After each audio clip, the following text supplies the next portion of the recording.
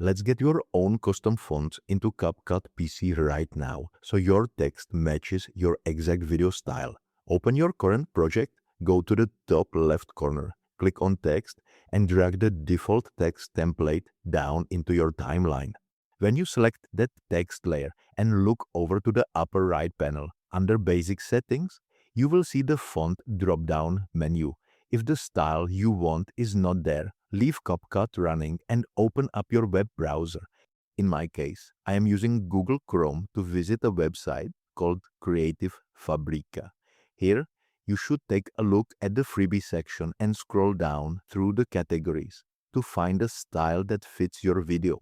And then click the download button on the right side and wait for the file to save. Now open your File Explorer and navigate directly to your Downloads folder. Double-click the zipped folder you just downloaded, then double-click the font file itself, which usually ends in TTF or OTF. A small preview window will open on your screen. Move your mouse to the top left corner of that window and click Install. It takes just a second to finish. Make sure to memorize or write down the exact name of the font. The important thing is that the CapCut cannot automatically detect new system files while it is running. If you back out of your browser and look at your font list right now, your new font will not appear. To fix this, you need to completely close CapCut PC.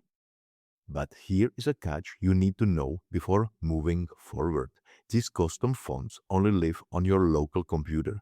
If you share this project file with another editor or open it on a different laptop, CapCut will not find the font and your text will revert to a basic default look. Now, that goes both ways if you import files from others too.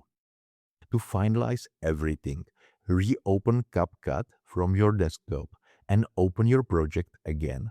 Click on your text in the timeline, go back to the text settings on the right, and scroll down to where it says font.